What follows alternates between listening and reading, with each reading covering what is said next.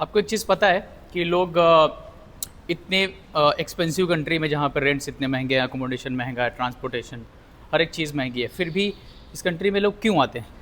क्यों दर दर भटकने को भी तैयार हैं, जॉब ढूंढने आने के लिए भी तैयार हैं, पैसे लगाने को भी तैयार हैं, और लोअर सैलरीज मिडिल सैलरीज में भी सरवाइव करने को तैयार हैं, सालों साल करते रहते हैं। उसका रीज़न ये नहीं कि उनको सिर्फ पैसे कमाने हैं या उनको कहीं और पैसे नहीं मिल रहे थे या उनके पास कोई दूसरा ऑप्शन नहीं था।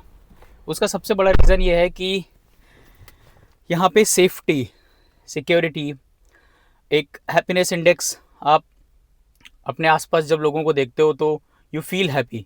मतलब यहाँ पे लोग खुश रहना पसंद करते हैं।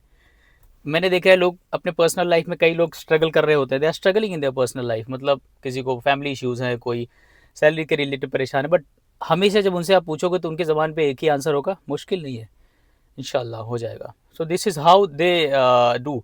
वो इसलिए भी है कि लोग यहाँ पे करप्शन इसलिए भी नहीं करते कि उनके साथ भी नहीं होता है कभी कुछ ऐसा। जैसे कि अब मैं इन 7 सालों में बोलूँ तो मैं बहुत हायर लेवल का तो नहीं बोल सकता कि दूसरी तरीके से लोग क्या करप्शन करते हैं, बट पर्सनली मुझे अपनी ज़िंदगी जीने में आज तक का किसी भी तरह के करप्शन से रिलेटेड कुछ भी फेस नहीं करना पड़ा है। तो this is very big thing. इस वजह से लोग यहाँ आते हैं। उनको ये पता है कि अगर मेरे पास 10, 20, 100, 1000, लाख, 10 लाख कोई भी है, वो मेरा अपना है, सेफ है उसके पास। They don't have any worry कि उनको शाम को ऐसा कुछ हो सकता है, उनके पास कुछ ऐसा इंसिडेंट हो जाएगा कि उनसे पैसा कोई खींच लेगा।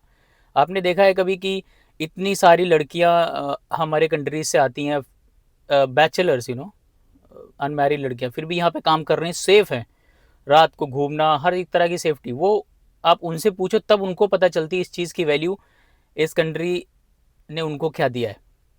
सबसे इंपॉर्टेंट किसी इंसान के लिए होती है सेफ्टी, जो कि यहाँ पे है। करप्शन जो यहाँ पे नहीं है।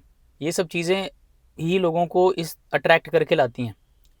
Dubai is becoming a hub for investment. Real estate में लोग क्यों इन्वेस्ट करना पड़ता, मतलब लोग अपनी पूरे लाइफ की गाड़ी पूंजी लगा देते हैं किसी चीज़ को खरीदने के लिए, फिर भी लोग यहाँ खरीद रहे हैं। तो ये पहले देखो कि कितना ट्रस्ट बिल्ड किया होगा इन लोगों ने। वो ट्रस्ट ऐसे ही बिल्ड नहीं होता एक दिन में भाई, इट्स अ लेगेसी जो इतने सालों में बनी है। तो this is the reason behind the Dubai success.